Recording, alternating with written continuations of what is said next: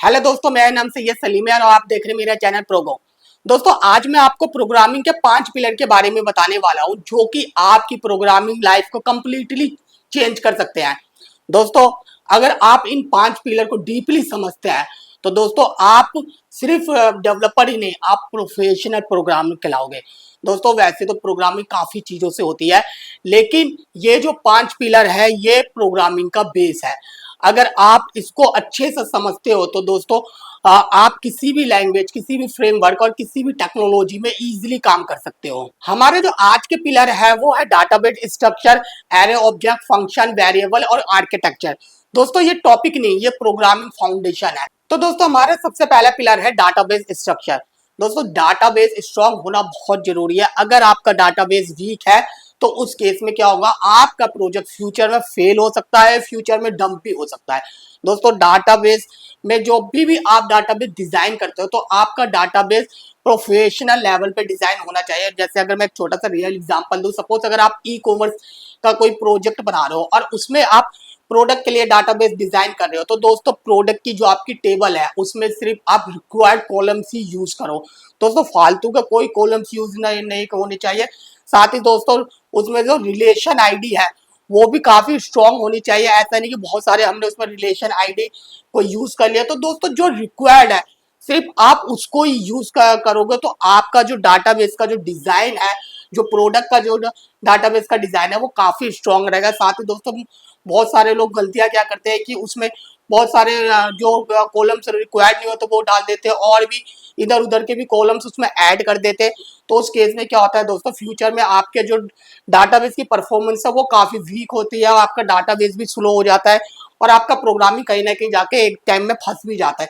तो दोस्तों, डाटाबेस को अगर आप डिजाइन कर रहे हो तो आप फ्यूचर प्लानिंग देख के डिजाइन करो कि फ्यूचर में इसमें और क्या चीजें आ सकती है, क्या नहीं आ सकती है, और क्लाइंट से सारी रिक्वायरमेंट समझ के डाटाबेस का डिजाइन करो। दोस्तों, डाटाबेस का डिजाइन स्ट्रांग है तो समझ लो आपकी प्रोग्रामिंग डाटाबेस के केस में कभी नहीं फंस सकती। सेकंड है हमारा एरे ऑब्जेक्ट। दोस्तों, एरे ऑब्जेक्ट क्या है, ये आपका डाटाबेस का ही एक पार्ट है, यानी कि आपके डाटाबेस की जो प्रोग्रामिंग होती है वो एरे और ऑब्जेक्ट में ही होती है।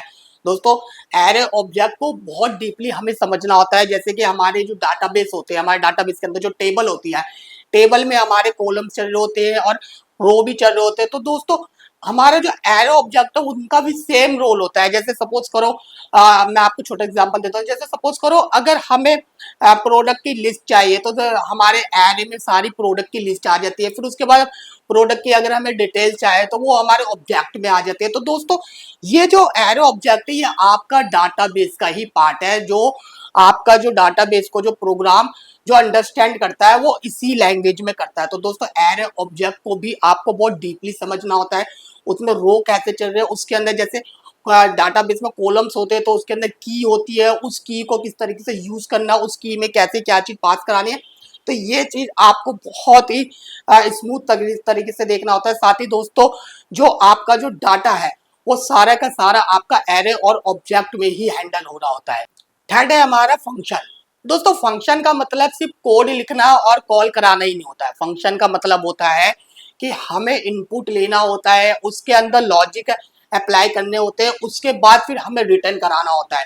अगर मैं आपको रियल वर्ल्ड एग्जांपल दूं तो दोस्तों जैसे अगर हम एक डिस्काउंट के नाम से कुछ फंक्शन बनाते हैं जिसमें हमें डिस्काउंट दिखाना है तो दोस्तों उस केस में क्या होता है कि हम उसमें एक पैरामीटर पास कराते हैं।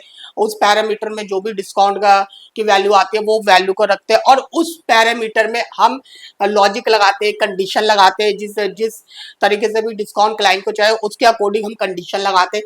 उस कंडीशन को लगाने के बाद हम रिटर्न कराते हैं जो वैल्यू हमें चाहिए होता है, और वो वैल्यू जो रिटर्न होती है वही फंक्शन से हमारा मेन वैल्यू होती है। इसके बाद दोस्तों जहां जहां पे भी हमें प्रोडक्ट में अगर हमें कहीं पे डिस्काउंट दिखाना है तो वहां पे हमें बार बार जो लॉजिक हमने फंक्शन के अंदर लगा वो लॉजिक हमें बार बार लगाने की नीड नहीं होती। हम डायरेक्ट वो फंक्शन को कॉल कराते हैं और उस फंक्शन से हमारे जो भी डिस्काउंट वैल्यू आनी होती है वो हमें शो हो जाते हैं। इसके बाद दोस्तों एक बहुत ही इंपॉर्टेंट पॉइंट को हमेशा याद रखना। दोस्तों रिएक्ट के केस में क्या होता है, उसमें एक कंपोनेंट होता है। तो दोस्तों कंपोनेंट का भी एक तरीके से सेम रोल फंक्शन ही होता है। तो दोस्तों कंपोनेंट की बात करें तो दोस्तों कंपोनेंट के अंदर भी क्या होता है कि आप एज एन प्रॉप्स आप इनपुट पास कराते हो, इसके बाद दोस्तों आप उसके अंदर लॉजिक अप्लाई करते हो और साथ ही आप कंपोनेंट में भी आप रिटर्न कराते हो। तो दोस्तों कंपोनेंट और फंक्शन एक तरीके से सेम ही है, बस लिखने का तरीका दोनों का, सिंटेक्स दोनों का अलग अलग है। फोर्थ है हमारा वेरिएबल। दोस्तों मोस्टली डेवलपर जो कॉमन मिस्टेक करते हैं वो वेरिएबल में ही करते हैं। दोस्तों क्या होता है, बहुत सारे डेवलपर क्या करते हैं, एक ही नाम का वेरिएबल बहुत सारी जगह पे यूज कर लेते हैं, जिससे क्या होता है बाद में वो वेरिएबल अगर कहीं और कॉल हो रहा होता है तो उसकी जो वैल्यू है वो चेंज हो जाती है। और दोस्तों जो ग्लोबल वेरिएबल है उसका हम ध्यान नहीं रखते और हम उसको भी एक रफली तरीके से यूज कर लेते हैं। बाद में दोस्तों वेरिएबल की वजह से बहुत प्रॉब्लम आती है।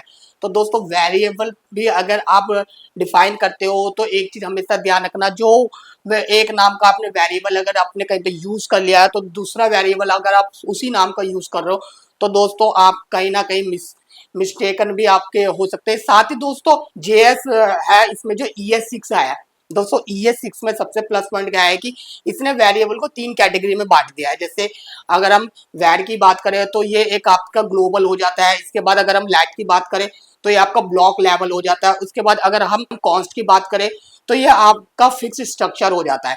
तो दोस्तों वेरिएबल को अगर आप डिफाइन करते हो तो दोस्तों बिल्कुल ही समझदारी के साथ डिफाइन करना है, कोई डुप्लीकेसी नहीं होनी चाहिए, जिसका जो रोल है वही रोल आप रखोगे और जो भी आप इनपुट वगैरह जो भी पास करा रहे हो तो वो आप देख के पास करा रहे हो। तो वेरिएबल में कोई कंफ्यूजन नहीं होना चाहिए, बहुत सारे डेवलपर इसमें भी कंफ्यूज करते हैं और कंफ्यूज रहते हैं। और दोस्तों हमारा जो लास्ट पिलर है वो है आर्किटेक्चर। दोस्तों आर्किटेक्चर आपकी प्रोग्रामिंग का भी एक बहुत ही इंपॉर्टेंट पॉइंट है। दोस्तों अगर आपने अपने प्रोजेक्ट का आर्किटेक्चर ठीक नहीं बनाया, उसको काफी ज्यादा वीक बनाया है, तो दोस्तों बाद में आपका प्रोजेक्ट डम भी हो सकता है।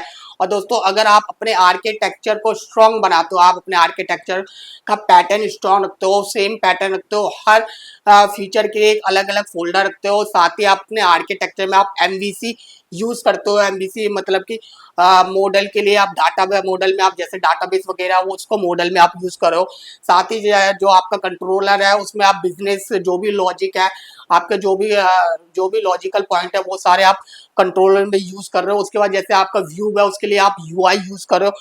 तो दोस्तों इस टाइप की चीजें अगर आप या स्ट्रक्चर में यूज करोगे तो दोस्तों आपका डाटाबेस का स्ट्रक्चर काफी स्ट्रांग होगा। साथ ही दोस्तों जितने भी हम फीचर बनाते हैं अपने प्रोजेक्ट में उन फीचर के आप अलग अलग फोल्डर रखो और उसी फोल्डर के अकॉर्डिंग आप सारी चीजों पे काम करो, क्योंकि फ्यूचर में क्या होगा, जब प्रोजेक्ट बढ़ेगा उसमें मल्टीपल फीचर हो जाएंगे, बहुत सारे उसमें फीचर हो जाएंगे। तो दोस्तों किसी को समझने में कंफ्यूजन नहीं होगी अगर आप आर्किटेक्चर अगर आप स्ट्रॉन्ग रखते हो। तो दोस्तों इस केस में क्या होगा कि कोई भी डेवलपर, कोई भी नया डेवलपर अगर आपका प्रोजेक्ट को देखता है तो वो उसको इजीली समझ भी लेता है और उस पर कंटिन्यू काम भी कर लेता है। तो दोस्तों आर्किटेक्चर स्ट्रॉन्ग होना आपके प्रोजेक्ट के लिए बहुत ही ज्यादा इंपॉर्टेंट पॉइंट्स है। दोस्तों ये जो मैंने आपको 5 पिलर बताए, database structure, object, array, function, variable, architecture, दोस्तों ये 5 पिलर अगर आप बहुत ही डीपली तरीके से, बहुत ही प्रोफेशनल तरीके से अगर आप इसको समझ लेते हो तो दोस्तों आप एक टॉप प्रोग्रामर कहलाओगे और आप किसी भी टेक्नोलॉजी में आप काम कर सकते हो। कोई भी टेक्नोलॉजी आती है तो आप उस पर चैलेंज है, आप उस पर काम कर सकते हो। तो दोस्तों इन 5 पिलर को बहुत ही अच्छी तरीके से समझे और इसको अच्छे से रीड करें। दोस्तों अगर आप प्रोगो ज्वाइन करते हैं तो हम प्रोगो में सिर्फ प्रोग्रामिंग, सिर्फ लैंग्वेज नहीं सिखाते, हम लोगों को प्रोग्रामिंग का मेन मेथड बताते हैं, ये 5 पिलर के बारे में बताते हैं और इनकी प्रैक्टिस कराते हैं। है जो भी हमारे स्टूडेंट या कैंडिडेट होते हैं उनको इन सब की एक प्रोफेशनल प्रैक्टिस कराते हैं और प्रोफेशनल लेवल पे इन 5 पिलर को हम बताते हैं। दोस्तों अगर आप मुझसे कुछ पूछना चाहते हैं तो आप मुझे कमेंट कर सकते हैं। और दोस्तों अगर आपको वीडियो पसंद आए तो इसे लाइक करें, चैनल को सब्सक्राइब करें। मिलते हैं दोस्तों हमारी नई वीडियो के साथ, जब तक ले बाय बाय, टेक केयर।